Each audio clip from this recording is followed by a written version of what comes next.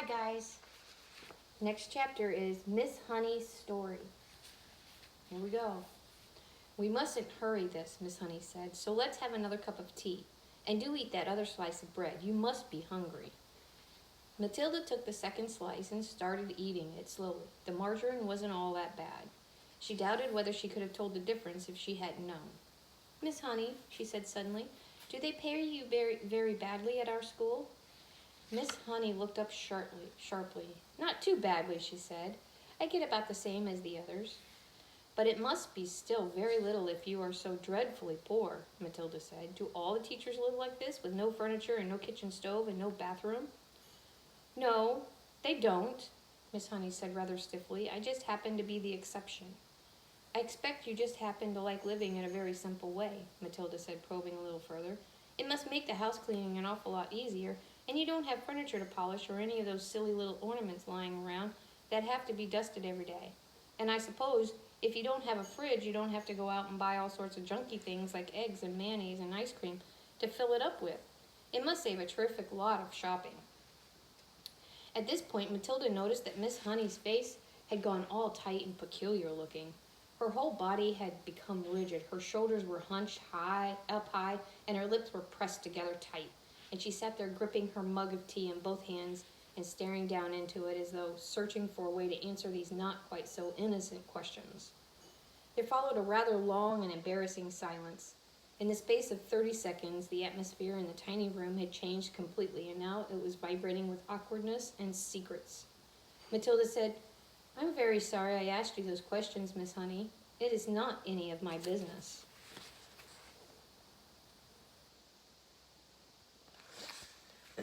At this, Miss Honey seemed to rouse herself. She gave a shake of her shoulders, and then very carefully she placed her mug on the tray. Why shouldn't you ask, she said. You were bound to ask in the end. You are much too bright not to have wondered. Perhaps I even wanted you to ask. Maybe that is why I invited you here after all. As a matter of fact, you are the first visitor to come to the cottage since I moved in 2 years ago. Matilda said nothing. She could feel the tension growing and growing in the room. You are so much wiser than your years, my dear, Miss Honey went on, that it quite staggers me.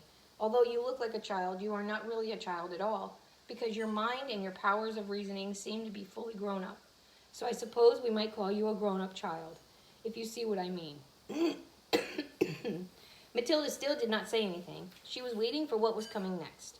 Up to now, Miss Honey went on, I have found it impossible to talk to anyone about my problems. I couldn't face the embarrassment, and anyway, I lacked the courage. Any courage I had was knocked out of me when I was young.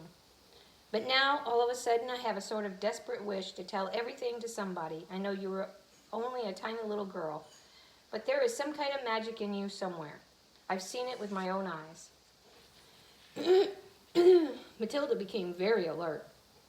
The voice she was hearing was surely crying out for help. It must be. It had to be. Oh my goodness. Then the voice spoke again. Have some more tea, it said. I think there's still a drop left. Matilda nodded. Miss Honey poured tea in both mugs and added milk. Again, she cupped her own mug in both hands and sat there sipping. There was quite a long silence before she said, May I tell you a story? Of course, Matilda said. I am 23 years old, Miss Honey said, and when I was born, my father was a doctor in this village. We had a nice old house, quite large, red brick. It's tucked away in the woods behind the hills. I don't think you'd know it.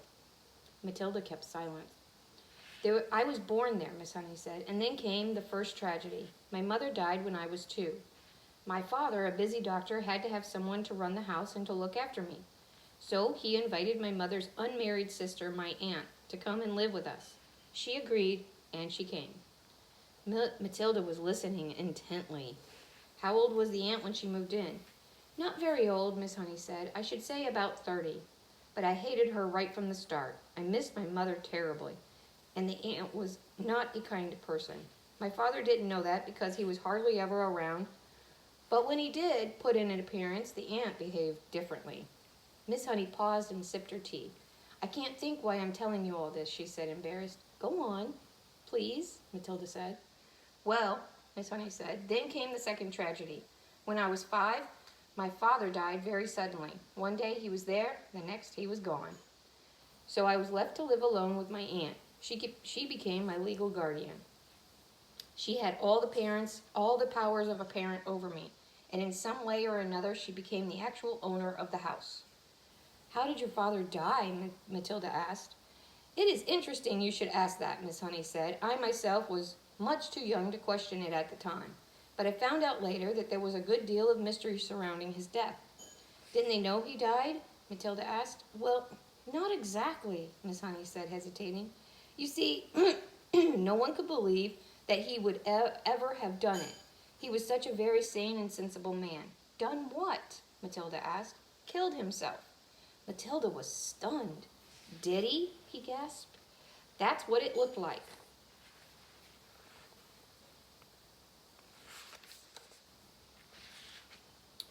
But who knows? She shrugged and turned away and stared out of the tiny window. I know what you're thinking, Matilda said. You're thinking that the ant killed him and made it look as though he'd done it himself.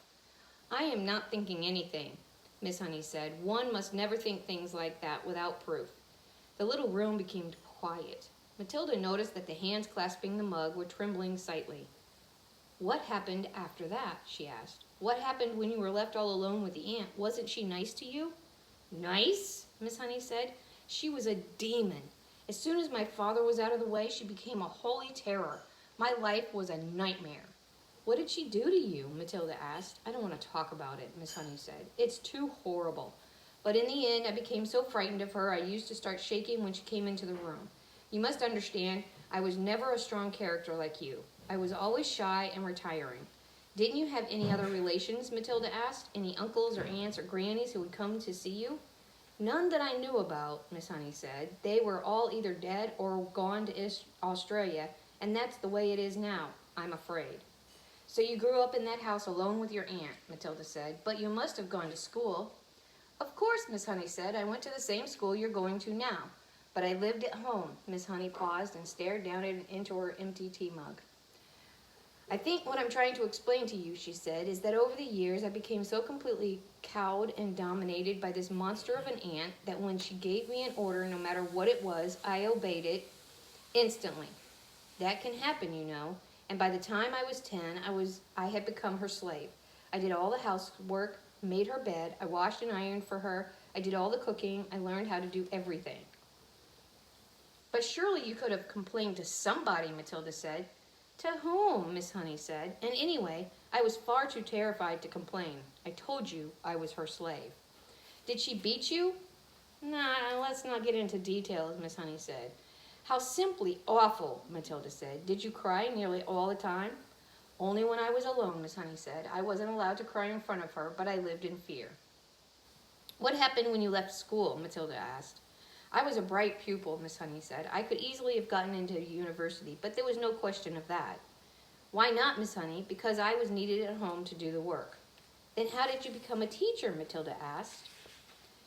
There is a teacher's training college in Reading, Miss Honey said. That's only 40 minutes bus ride from here. I was allowed to go there on condition. I came straight home again every afternoon to do the washing and ironing, and to clean the house and cook the supper.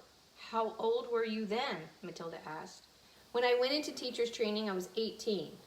You could have just packed up and walked away, Matilda said. Not until I got a job, Miss Honey said. And don't forget, I was by then dominated by my aunt to such an extent that I wouldn't have dared. You can't imagine what it's like to be completely controlled like that by a very strong personality. It turns you to jelly. So that's it. That's the sad story of my life. Now I've talked enough. Please don't stop, Matilda said. You haven't finished yet. How did you manage to get away from her in the end and come live in this funny little house? Ah, that was something, Miss Honey said. I was proud of that. Tell me, Matilda said. Well, Miss Honey said, when I got my teacher's job, the aunt told me I owed her a lot of money. I asked her why. She said, because I've been feeding you for all these years and buying your shoes and your clothes. She told me it added up to thousands, and I had to pay her back by giving her my salary for the next 10 years. I'll give you £1 a week pocket money, she said, but that's all you're going to get. She even arranged with the school authorities to have my salary paid directly into her own bank. She made me sign the paper. You shouldn't have done that, Matilda said. Your salary was your chance of freedom.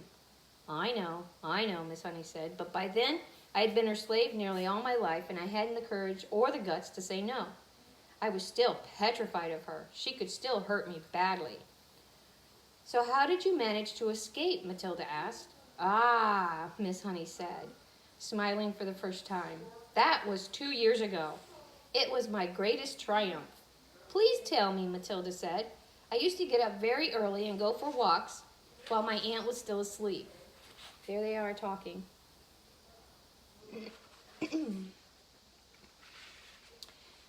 And one day I came across this tiny cottage. It was empty. I found out who owned it. It was a farmer. I went to see him. Farmers also get up very early. He was milking his cows.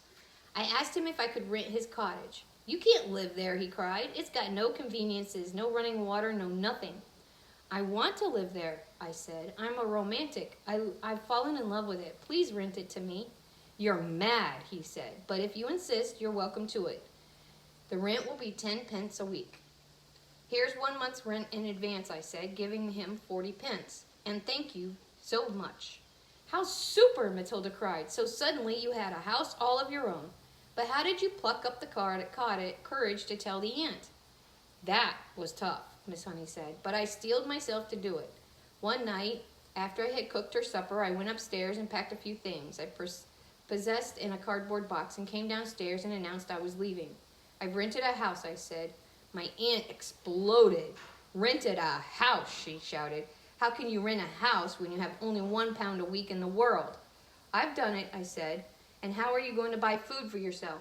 I'll manage, I mumbled, and rushed out of that front door. Oh, well done you, Matilda cried. So you were free at last. I was free at last, Miss Honey said.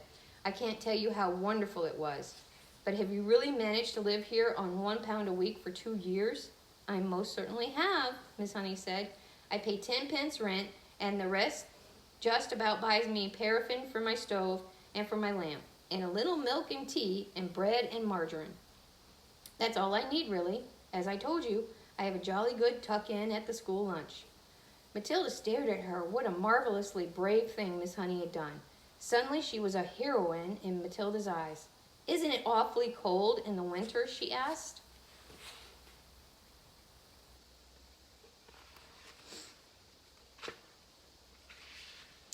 I've got my little paraffin stove, Miss Honey said. You'd be surprised how snug I can make it in here.